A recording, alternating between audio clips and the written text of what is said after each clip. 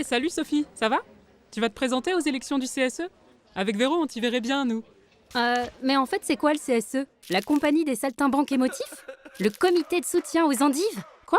Mais non, Sophie, le CSE, le comité social et économique. C'est ce qui a remplacé le comité d'entreprise. En gros, c'est comme un CE qui reprend les missions des délégués du personnel et du CHSCT. Le CHS quoi?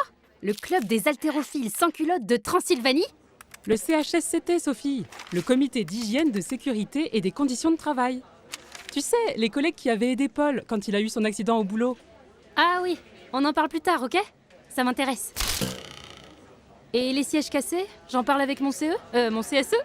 Et oui Sophie, puisque depuis 2017, le CSE au comité social et économique reprend dans toutes les entreprises de plus de 10 salariés les missions des délégués du personnel et aussi dans celles de plus de 50 salariés les missions du CE et du CHSCT. Pour faire simple, les membres du CSE transmettent à l'employeur les réclamations des salariés pour les questions de rémunération, de conditions de travail, de formation, de santé, de sécurité, etc.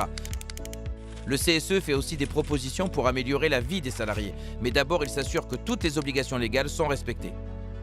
Si ce n'est pas le cas, il engage la discussion avec l'employeur et si le dialogue est bloqué, il peut saisir l'inspection du travail.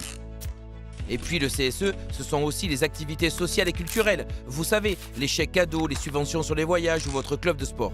Depuis l'an dernier, le CSE est également impliqué dans la transition écologique de son entreprise. Par exemple, quand de nouvelles mesures sont envisagées, il doit toujours être informé des conséquences sur l'environnement. Si je vous en parle aujourd'hui, c'est parce que la constitution d'un CSE est obligatoire dans les entreprises de plus de 10 salariés et que très bientôt, dans votre entreprise comme dans des milliers d'autres, des élections vont avoir lieu.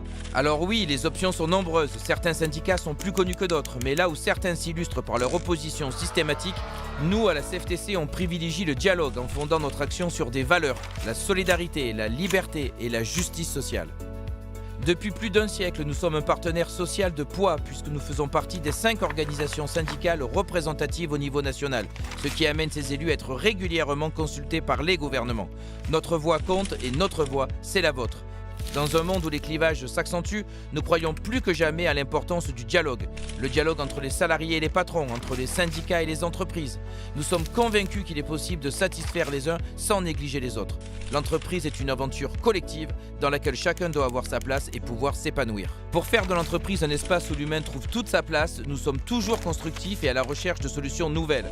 Les salariés connaissent bien leur entreprise et y sont attachés. Ils ont toute légitimité à prendre part au dialogue social.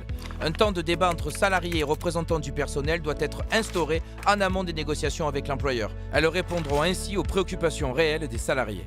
Placer l'humain au centre, c'est aussi considérer le travailleur au-delà de l'entreprise. Pour ça, il faut agir concrètement, garantir jusqu'à 80% du salaire pour tous les parents en congé parental dans un souci d'égalité femmes-hommes. Rendre obligatoire la participation aux bénéfices de l'entreprise à partir de 11 salariés, ou encore développer et repenser la formation pour faire des salariés de véritables acteurs de leur évolution professionnelle. Alors si vous vous reconnaissez dans la CFTC, n'hésitez plus, rejoignez-nous et défendez vos droits et vos conditions de travail.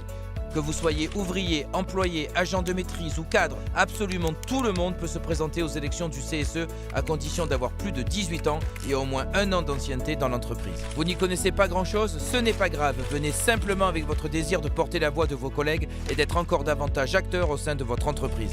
Avec notre réseau partout sur le territoire, vous pourrez bénéficier de l'expertise d'un de nos 13 000 représentants pour vous accompagner dans vos démarches. On vous attend nombreux. Faites bouger les choses.